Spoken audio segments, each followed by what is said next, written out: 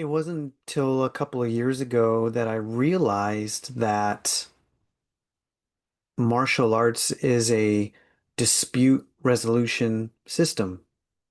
It's a physical dispute resolution system. And it's come to it's come to my awareness, and let me know what you think. But I think that we would be served better to, instead of ask, what do you do for a living? Ask, what are your dispute resolution systems? So, in the past 5 years or so, I've been studying mediation, almost 10 years now, studying nonviolent communication. And I've been trying to actively apply those skills in my day-to-day life. Why? Well, because I've wanted to reduce my own suffering and help to reduce the suffering of those that I love and that I'm close to. Um, as we can see in our civilized society, we don't have to engage in hand-to-hand combat. We don't need that skill. With the uh, invention of the gun really neutralized all other weapons except the psychological warfare, except the mind games, except the information warfare, except the thought and communication realms. So I've been applying my energy and my study to understanding conflict, communication, and the pursuit of harmony. And what I found was that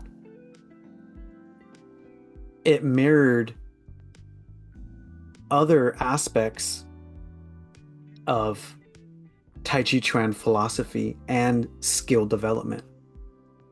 Let me give you an example of what I mean. Before I do that, I would like to uh, place your attention on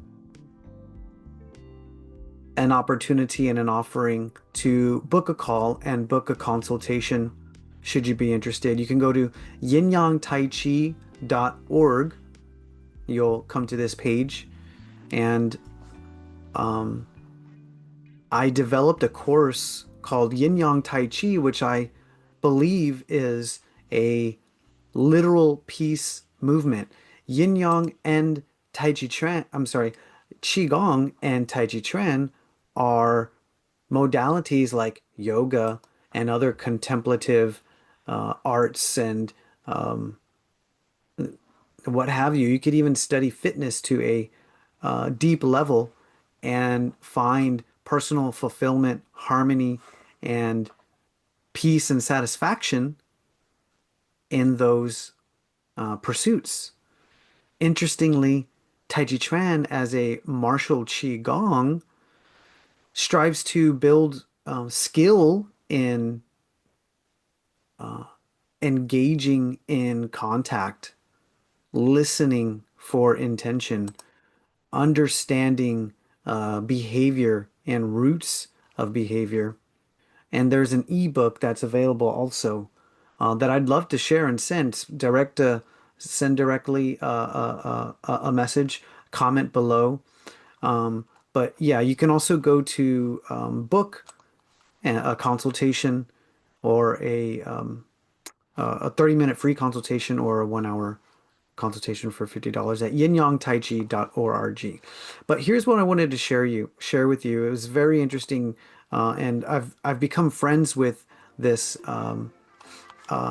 instructor of mediation, and I want to see what you think about the stance of a mediator. So here you could see that this diagram, and it gives you the characteristics of a holistic approach to mediation. And mediation is a another dispute resolution system that I think we would do well to consider and pursue. So the stance of a mediator has these external, relatively, respectively, approach to the external while maintaining internal stances. So let's look at the internal stances. They are a mediator is a keeper of confidences, confidentiality, um, keeping things private, and understanding how to keep things private. Mediator is balanced and omnipartial. Now, this is a crucial skill in understanding resolution, conflict, and pursuing harmony. How to be omnipartial. How can one be omnipartial in the face of conflict? When you're stuck in the middle and two persons are pulling your arms trying to get you on their side, how do you maintain omnipartial and balanced perspectives? They are a mediator is an empathic rapport builder. That means as a rapport is confidence in communication, trust in communication, and in interaction. If you don't have rapport, you don't have trust, you don't have communication. So you're actively trying to pursue that and build that as a builder. And an empathic rapport builder knows how to put themselves in another person's shoes. And a mediator, finally, is a process guide, not a decision maker. The mediator holds to the system that those disputants will decide the solution and the resolution. With that said, the stance of the mediator is hopeful, respectful, calm and relaxed, real, and open. Let's take a little deep dive into what that means. The elements of a mediator's stance: the real self. They are relaxed and calm, open to subtle information.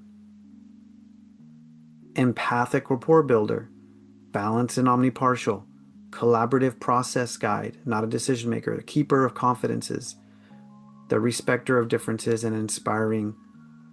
The last one is they inspire hope. And so I hope that's something that we can do, that you'd like to pursue, is to be an inspiring beacon of hope. Hope that doesn't have a foundation, but hope that has practical application and foundation. What is the real self? When we present ourselves to the world without a mask and keep it real, we offer the same opportunity for others to do the same. It's a quote by Madison Taylor.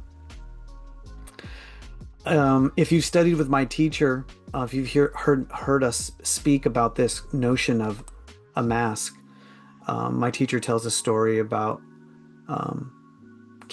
he poses the question, can you drop your mask? And what that means is, can you just be yourself and be authentic without an intention, without an ego, without an angle, without a spin, or without trying to manipulate or pursue a narrative, without trying to what have you? Can you just be? And can you just be present?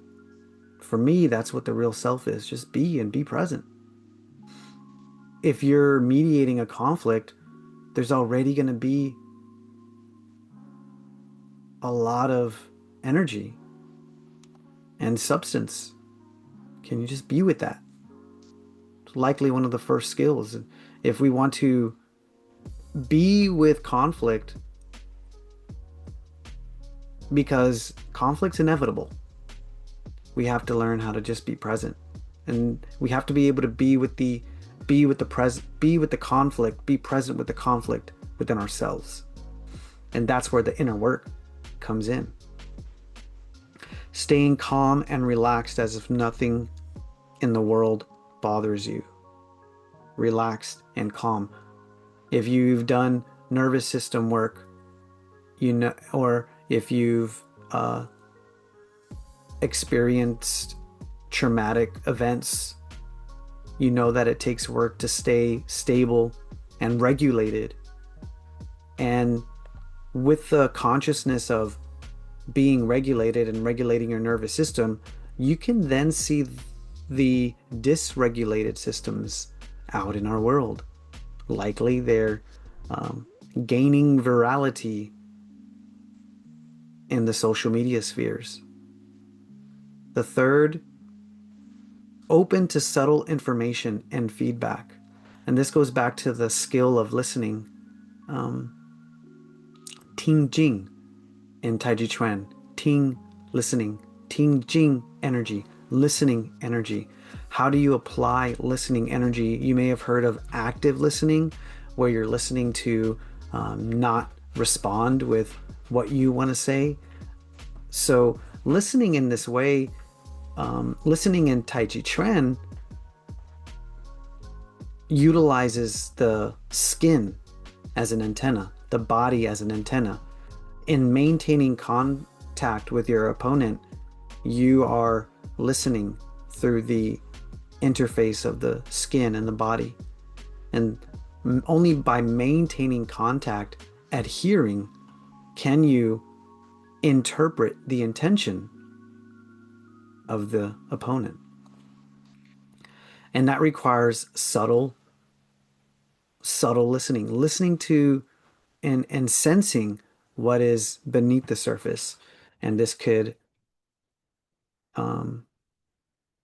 utilize intuition, facial expressions, gestures, and tone of voice. These are all the things that are we're faced with, because now that we don't have to worry about conflict in the physical, more, nowadays, yes, we have conflict in the streets. I've seen that. For the most part, we don't have to engage in hand-to-hand combat. However, we do engage in what's described as ideological wars or culture wars. So we're dealing with the combat of ideas, words, voice tone, thought, thinking, analysis, right? So when it comes to an empathic rapport builder, can we build trust? Can you actively build trust? The best way to persuade people is with your ears, by listening to them. Omnipartial is a key word here. Can you put yourself in the shoes of each disputant? Can you put yourself in the shoes of each disputant? That is a perspective that you have, and why it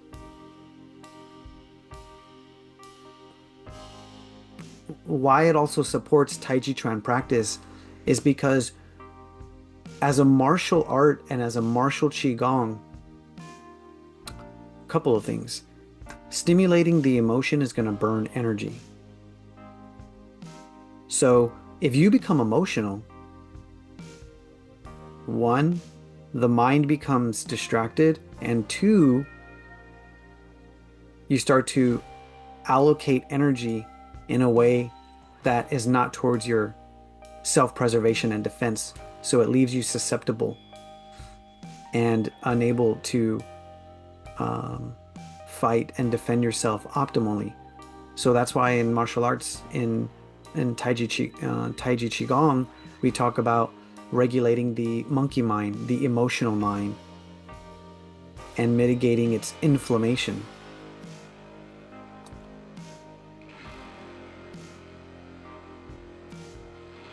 Another thing to think about is the use of the concept is efficient use of energy.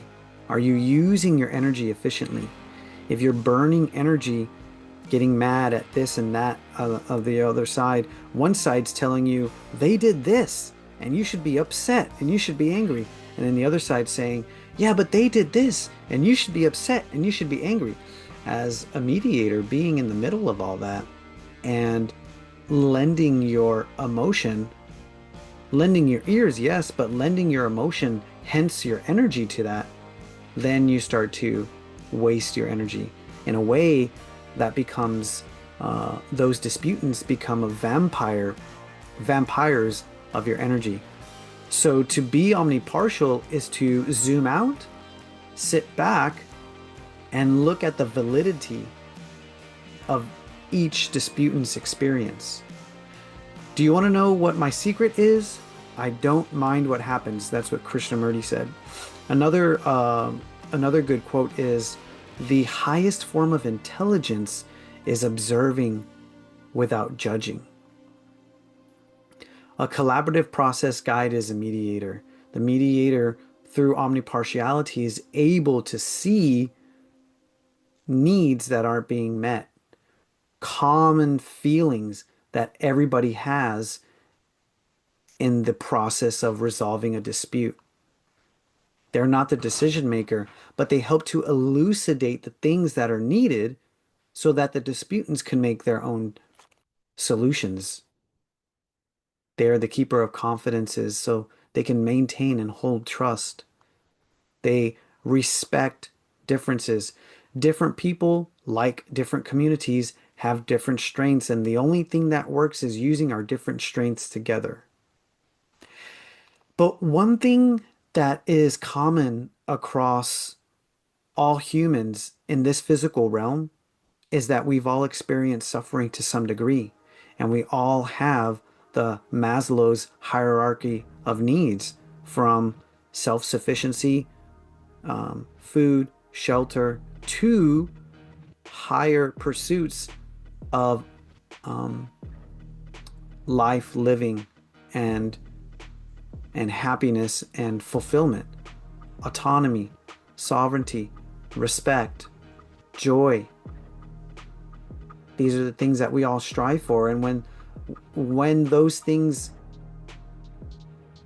are not met, we want to be able to speak to those unmet needs in a way that doesn't escalate.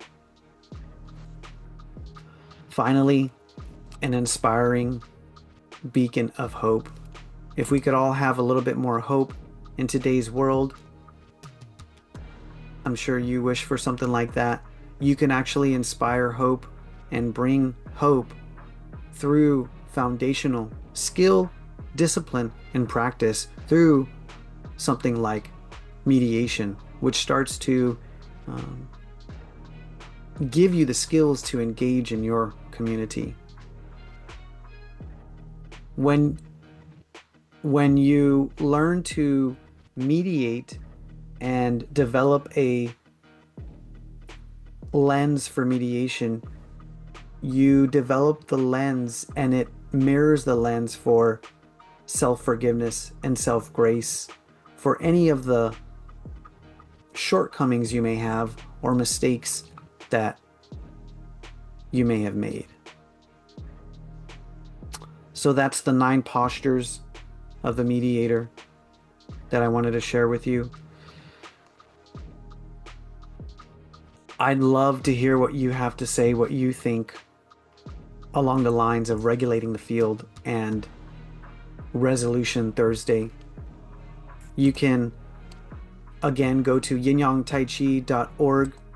Check out this free course. I believe that Yin Yang Tai Chi is a peace movement, literally harmonizing self, others, and the collective. This is a free 5 video series looking at the questions. Why are we here? What are we meant to do? What's the function of not just the body, but the heart, the mind, and the body? How can we ameliorate conflict, prejudice, and suffering? And there's many other questions. Why are we here? What are we meant to do? And then if you'd like to book a consultation, if you'd like to, um, I actually do mediation services. I don't think I have it listed under my services here, but that's something that I've started getting into and it's really been fulfilling work. So I want to encourage you to embrace the woo. Until next time, may your chi flow smoothly. And that's it from today's